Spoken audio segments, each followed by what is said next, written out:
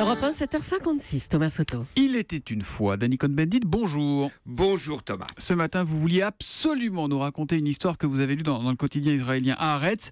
Alors allons-y pour le compte de Danny ce matin. Voilà, puis j'en avais un peu marre de la politique, donc j'avais envie d'autre Nous chose. aussi. Donc par hasard, je lis donc à Haaretz, et là un reportage de Sui Barel, qui en fait arrive à Athènes et veut faire un reportage sur des réfugiés syriens. Et puis, arrivant dans un quartier où les anarchistes organisent l'accueil des réfugiés, qu'est-ce qu'ils découvrent ?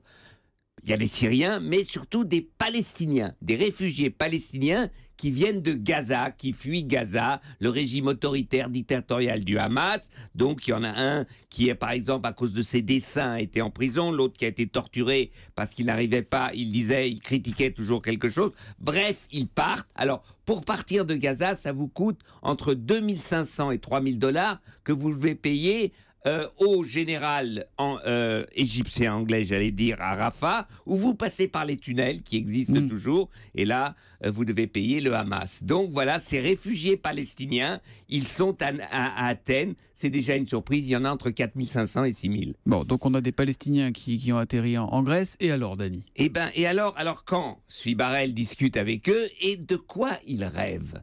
Eh bien, ils rêvent d'aller en Allemagne, ils rêvent d'aller à Berlin. Donc vous avez, voilà, ils viennent de Turquie, ils disent pour les Arabes, la Turquie c'est détestable.